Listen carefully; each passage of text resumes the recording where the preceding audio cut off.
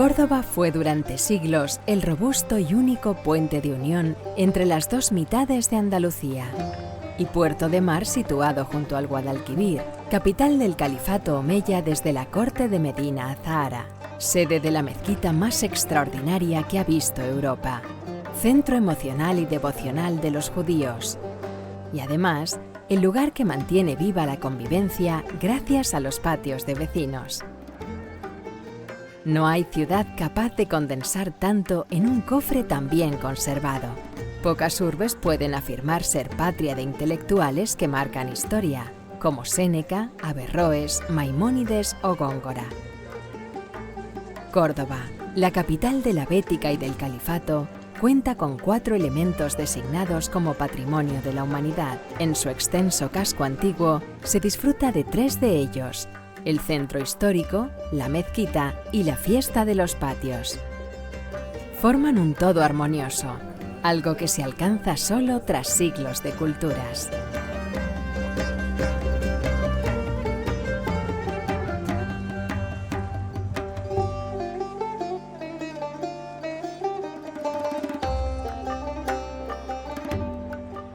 La vieja muralla de Córdoba envuelve un espacio mágico. Hasta 3 veces ha disfrutado la ciudad de la declaración como Patrimonio de la Humanidad de bienes que cobija en su interior.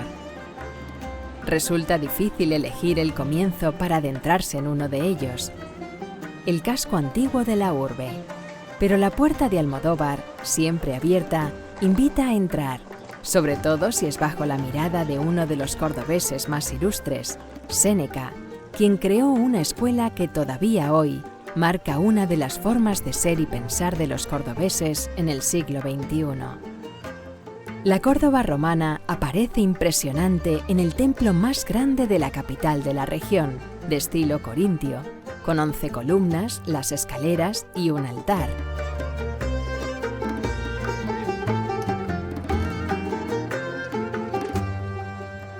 La influencia de la cultura romana en Córdoba es total, desde la ubicación de la propia ciudad, la construcción del puente, la forma de ser, la aparición o el desarrollo de la casa mediterránea con un patio central y el gusto por la jardinería o los huertos, el agua, la utilización del agua, pues que se va a perpetuar a partir de época medieval y también a partir de época moderna y actualmente en época contemporánea.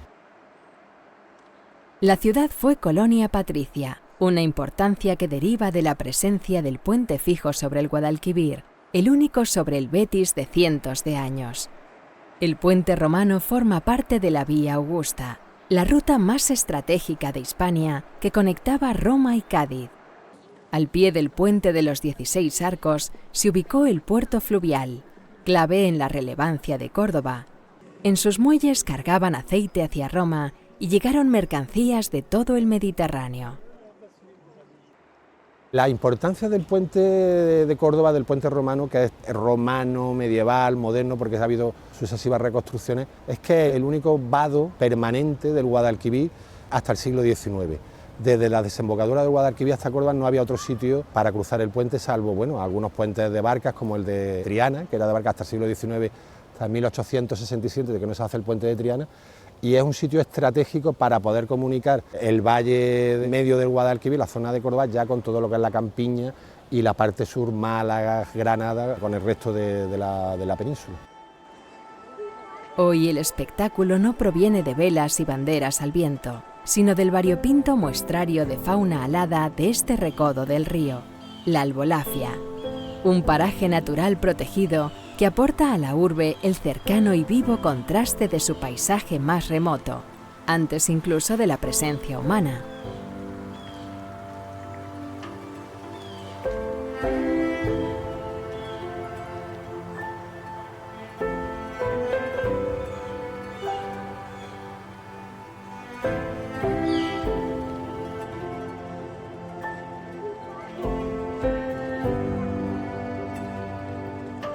La Calahorra es la puerta del puente, es una fortificación que es del siglo X, de finales, probablemente sea de finales del siglo X, de época de Almanzor, y que va, por la importancia estratégica que tiene el puente, se va a establecer esa fortificación ahí y que se va a permanecer y continuar ampliando hasta el siglo XIV, siglo XV. Merece la pena subir a la Torre de la Calahorra, que cierra el otro lado del puente, para gozar de la mejor vista del patrimonio de la humanidad del casco histórico de Córdoba. Nada menos que 84 hectáreas de extensión llenas de alicientes. De vuelta al encuentro con la siguiente etapa de la historia, resulta un placer adentrarse por estas calles quebradas y silenciosas en las que resuenan los propios pasos y cada zaguán promete un hermoso patio. El cordobés que sirve de referencia en la Córdoba islámica es el colosal Averroes. Este filósofo, matemático y médico conoció bien la ciudad esplendorosa que había dejado el califato y sin duda rezó en el edificio símbolo de la época, la asombrosa mezquita.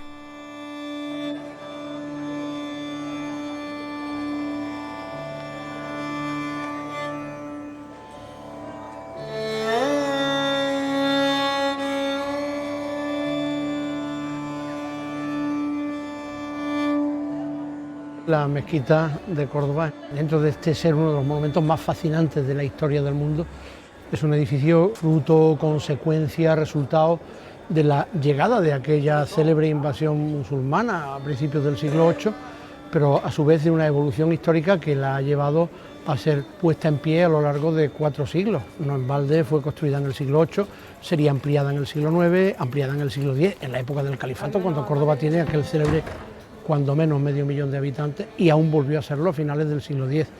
Un monumento fascinante, sin duda, un monumento con más de 23.000 metros cuadrados, absolutamente increíble.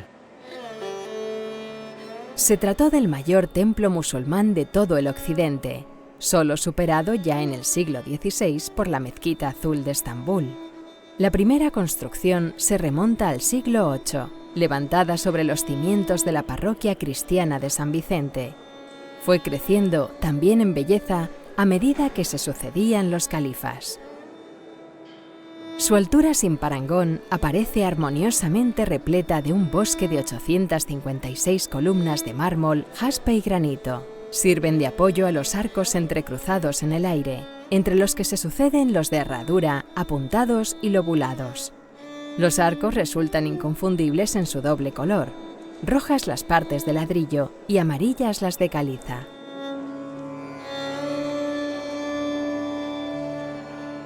Al entrar en el monumento, circunstancias tales como la luz, el aire, el ambiente o la multiplicación de arcos y columnas te hacen sentir que entras en otra realidad, en otro mundo. El edificio es espectacular, un edificio de cuyo origen incluso sabemos poco, porque prácticamente es una crónica, un par de crónicas musulmanas de finales del siglo VIII, las que aluden a la mezquita fundacional, a la mezquita de Abd-el-Rahman I como al símbolo del nuevo poder islámico en España. Pero ese símbolo del poder islámico en España, a la postre lo vemos cifrado, lo vemos fundamentado en una arquitectura que disiente incluso de lo que era la arquitectura musulmana en los países de los cuales aquellos musulmanes habían venido en el año 711, en el norte de África. Esto que nos encontramos aquí está muy lejos de lo que aquellos arquitectos musulmanes del siglo VIII, del siglo VII, habían realizado en el actual Marruecos. Esta estructura, multiplicación de arcos, columnas, sobrecogedor ambiente, casi hay que encontrarlo en la estructura de un edificio clásico. En lo alto, 3 lucernarios señalan el lugar más sagrado, el Mihrab, de una exquisita riqueza, con mosaicos vidriados de colores procedentes de Bizancio. El interior del Mihrab marca el punto álgido de la decoración califal. Solo tiene parangón con el Palacio de Medina Azahara. Dentro de la espectacular grandeza que es innata al monumento, no podemos dejar de hacer referencia al mihrab, al conjunto del mihrab, la maksura, el muro de la Qibla, el muro teóricamente orientado a la Meca, en cuyo centro se ubica el nicho sagrado. obra del siglo X, del periodo de reinado de Al-Hakam II, obra hecha, por tanto, en la tercera etapa de la construcción del monumento y que sin duda representa la culminación del estilo que hemos dado en llamar califal, el estilo propio de la arquitectura hispano-musulmana a partir de la segunda mitad del siglo X, un estilo califal que no puede en ningún momento dejar de estar imbuido de esas raíces helenísticas, de esas raíces bizantinas que caracterizan a la zona. La Gran Mezquita de Córdoba influyó en el arte islámico occidental desde el mismo siglo VIII y hasta el estilo neomudéjar del XIX. También su técnica de construcción perduró en las culturas árabe y cristiana. Supone un híbrido arquitectónico de Oriente y Occidente con elementos hasta ahora inéditos en el Islam, como los arcos dobles para soportar el techo. Es un edificio grandioso, el aire de misterio, lo sobrecogido que se queda el espectador cuando entra, los 23.000 metros cuadrados de arcos, columnas, esa arquitectura romana que los musulmanes después acaban consagrando en no pocos edificios de España y de lo que no es España, le conceden al monumento una singularidad muy especial y en la que sin duda se basó el gobierno español cuando en 1882 la declaró Monumento Nacional y la UNESCO mucho más recientemente. En el siglo XIII llega la conquista cristiana, pero al contrario que, por ejemplo, Granada o Sevilla, en Córdoba ocurre algo excepcional. Conviven mezquita y catedral. El templo mayor cristiano se terminó en el siglo XVII, por lo que mezcla medievo, barroco y renacimiento. La sillería del coro fue ejecutada con las primeras caobas traídas de América, y el maestro Duque Cornejo disfrutó de una libertad sin precedentes para labrar el barroco conjunto. En él se alza, gigantesco, el órgano de la catedral. Y todo ello dentro de la mezquita, cuyas columnas y arcos se perfilan de continuo a la vista del visitante. El caso del alminar es justo al contrario. La obra musulmana fue engullida por la torre de la catedral. Yo llevo 35 años en este oficio y en esos 35 años no he visto otra cosa que incrementar progresivamente los visitantes a Córdoba y particularmente a la mezquita. Lógicamente quien viene aquí entra. Indudablemente en los últimos años, justamente los que han coincidido con la declaración del Patrimonio de la Humanidad, el aumento ha sido enorme, enorme. De todas las nacionalidades, quizá más españoles incluso, pero en fin, es grandísimo. Ha sido un incremento descomunal. Para mí la mezquita, yo le suelo decir a mis clientes, el monumento más fascinante, sobrecogedor, espectacular, grandioso, increíble, único, que imaginar quepa.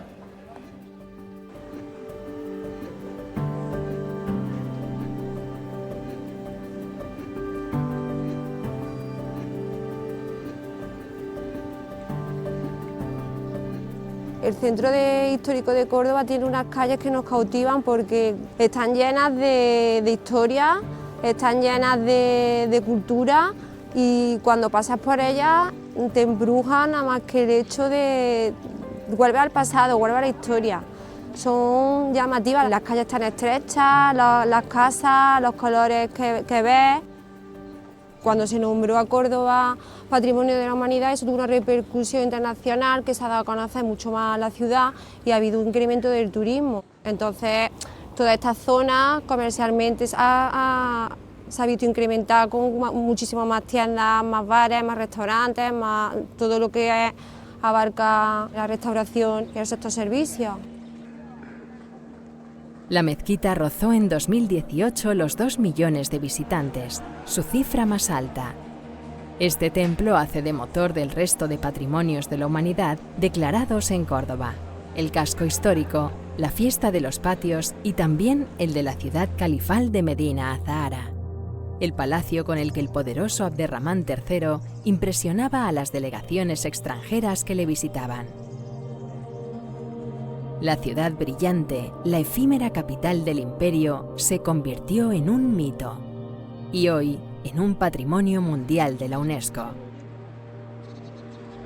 Se elige este espacio concretamente porque está cerca de Córdoba, porque es fácil comunicarlo con el resto de Al-Ándalus y además, sobre todo, porque se aprovecha un espacio, un saliente de la sierra, de Sierra Morena, que se abre a la campiña y que permite unas visuales hasta más de 90 kilómetros de este a oeste. A su vez, al situar la ciudad a la falda de la montaña, se aprovecha la topografía del terreno y lo que se hace es escalonar esa montaña en 3 grandes terrazas en las que se situará una ciudad de forma jerarquizada, en la que las 2 terrazas más altas, en esas 2 terrazas estará el Alcázar y en la terraza inferior la ciudad. Y dentro de esas 2 terrazas más elevadas en las que se sitúa el Alcázar, en el punto más elevado, la Dar al-Mulk, la casa del califa. Sin prisa, sin pausa, sin publicidad. Del ciudadano, del turista que se acerca a Medina Zara, en los últimos tiempos se está ensanchando. Ya no solamente es el turista que venía ávido por conocer muchísima historia, sino también otros ciudadanos que buscan la belleza, que buscan las sensaciones que aporta este singular yacimiento. Para mí es un lugar absolutamente idílico, es un lugar que debemos de conservar y sobre todo es un lugar que debemos de seguir investigando, porque en nuestro origen, en nuestra raíz, y de Medina Zara tenemos muchísimo que aprender.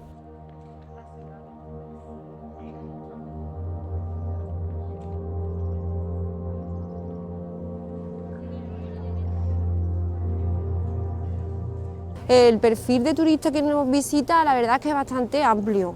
Tenemos desde el turismo nacional, que no nos falla, que eso es un constante semanalmente, los fines de semana. Luego tenemos un turista internacional que viene de todos los países del mundo. Esto está beneficiando mucho a la ciudad en general. Es una ciudad en la cual la gente cuando la visita se va encantada y esto hace que el boca a boca venga todavía más gente.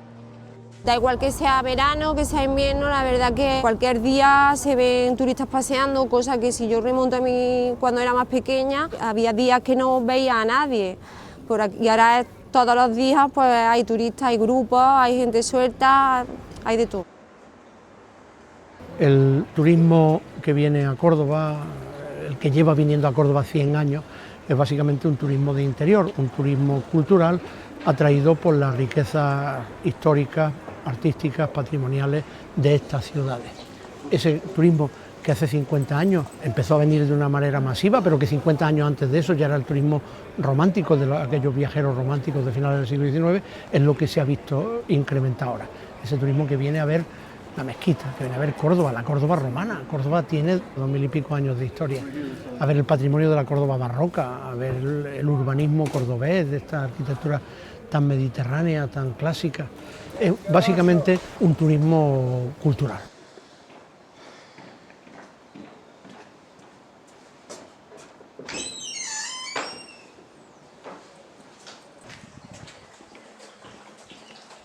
Nos decían los entendidos de la UNESCO que entre un 30 y un 40% más de visitantes íbamos a tener, y la verdad que creo que en los primeros años se superaron, ¿no?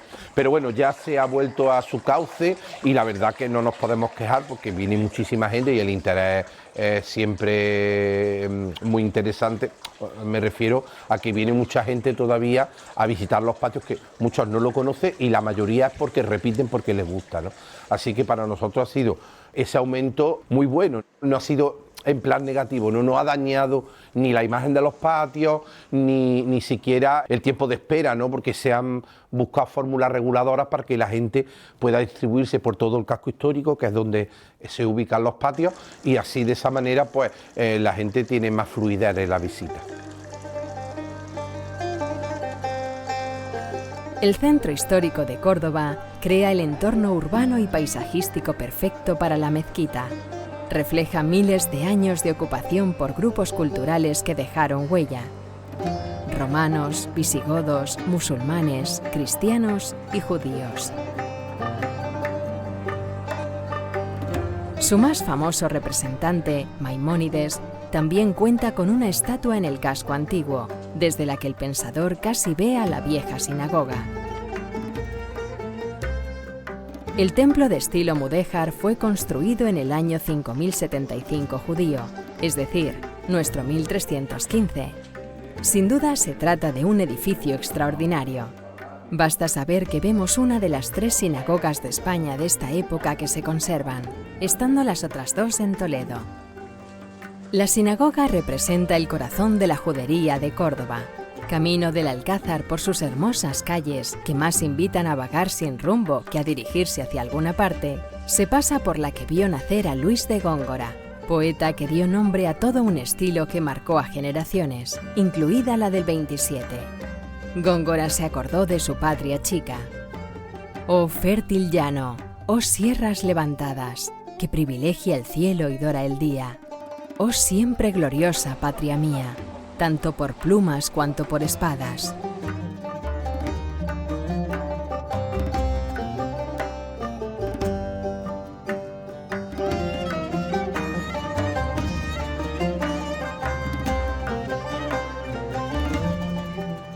Las espadas se asocian al Alcázar, palacio que también aúna las diferentes culturas cordobesas.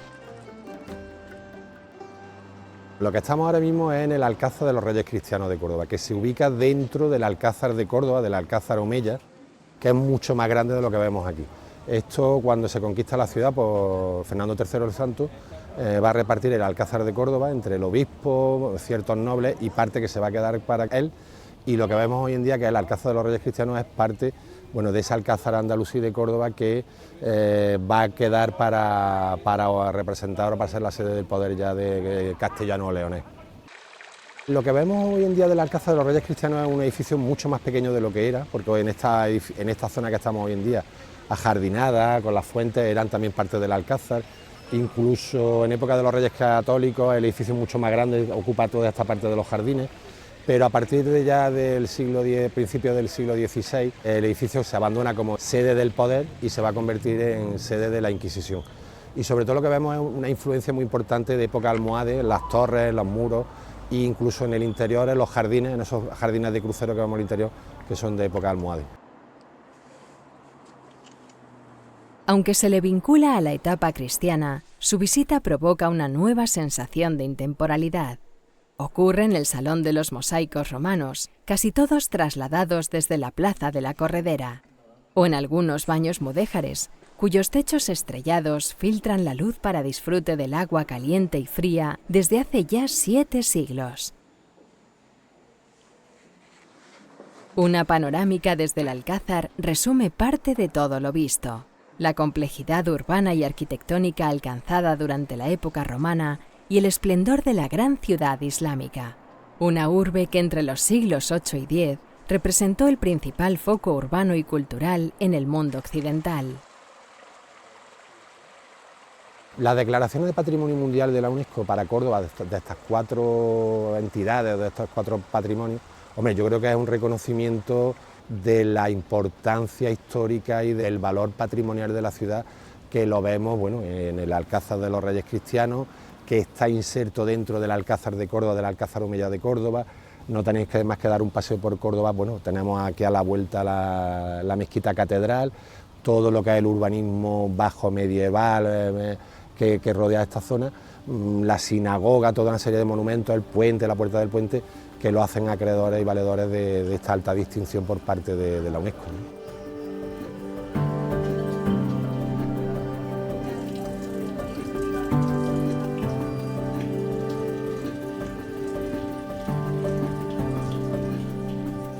Córdoba ofrece aún otro atractivo imprescindible, una arquitectura en la que perviven cientos de viviendas tradicionales. Son casas comunales alrededor de patios interiores. La casa cordobesa tiene origen romano, y árabe, y andaluz, una suma de todo. Es buen momento para conocer la arquitectura civil más famosa de Córdoba, tanto que la fiesta que acoge cada primavera fue reconocida en 2012 como Patrimonio Inmaterial de la Humanidad. Se trata de los patios.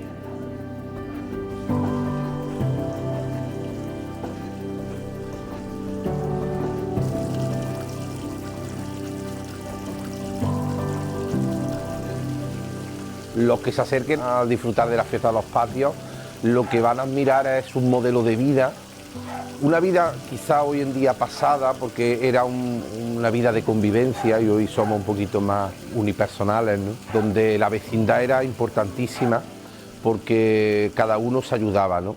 Y ese modelo de convivencia surgió en un modelo también de casa, ¿no? La casa plurifamiliar, ¿no? Una casa de vecinos, como se conocía, donde el patio era el eje vertebrador de todo el edificio. Es un modelo que viene heredado de los romanos y de los árabes, pero que en Córdoba en el siglo XIX tomó una forma especial, y en la fiesta que se celebra cada mes de mayo, pues se puede disfrutar de esos espacios que han sido convividos por miles de personas y que se muestran al mundo de una manera especial, que fue la forma que tuvieron de adecentar estas casas humildes de los vecinos que vinieron a trabajar a Córdoba ya en el siglo XIX, que fue a base de muchas macetas y muchas plantas, ¿no? Y crearon esos jardines verticales que hoy en día pues son famosos en el mundo. La UNESCO lo que ha hecho es reconocer algo que ya existía, pero que para nosotros ha sido pues como una medalla, ¿no? Algo que nos hacía falta para que también los cordobeses se dieran cuenta que lo que parecían que eran casas viejas que las decoraban para el mes de mayo, pues no, tienen una importancia cultural, antropológica, social, que gracias a esta declaración pues ya todo el mundo reconoce. Los patios exhalan vida y belleza gracias a la exuberante decoración vegetal en suelo y paredes. El cuidado de los vecinos alcanza un mimo que se explica desde el orgullo de pertenecer a una vieja cultura. En primavera y en Navidad llega el momento de acompañar con música la convivencia. Un tiempo en el que los patios, siempre abiertos, además agradecen la visita.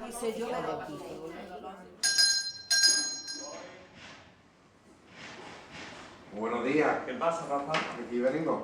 Es verdad que supone sobreesfuerzo durante distintas épocas, por ejemplo, a finales de septiembre, principios de octubre, tenemos que volver a reponer muchas de las plantas que por desgracia se mueren porque las temperaturas muchas veces impiden que aunque las riegues sobrevivan, ¿no?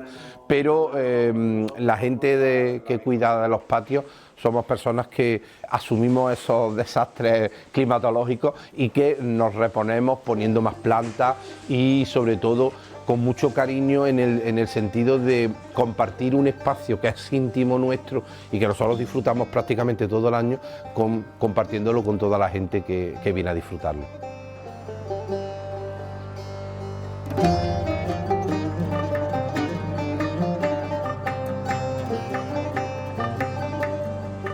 La fiesta de los patios tiene la virtud de que te ayuda a conocer la ciudad de Córdoba. La ciudad de Córdoba es uno de los cascos históricos más grandes de Europa.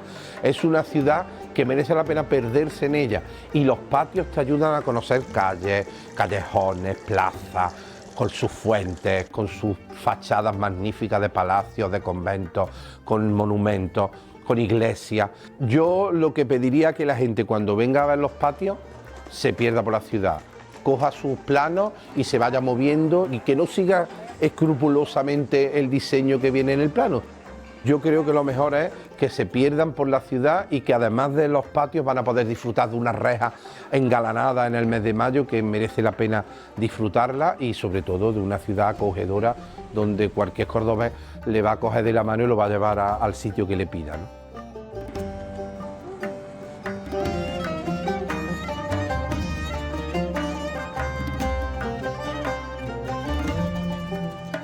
Se ha trabajado mucho para ser merecedores de estas inscripciones en la lista del Patrimonio Mundial de la UNESCO y ha sido un trabajo que no se logra en poco tiempo. Es un trabajo donde intervienen muchas personas a lo largo de mucho tiempo y de poder disponer de este rico patrimonio en perfecto estado de revista para que todos, tanto cordobeses como personas que vienen de fuera de la ciudad, puedan disfrutar de él de la mejor manera posible.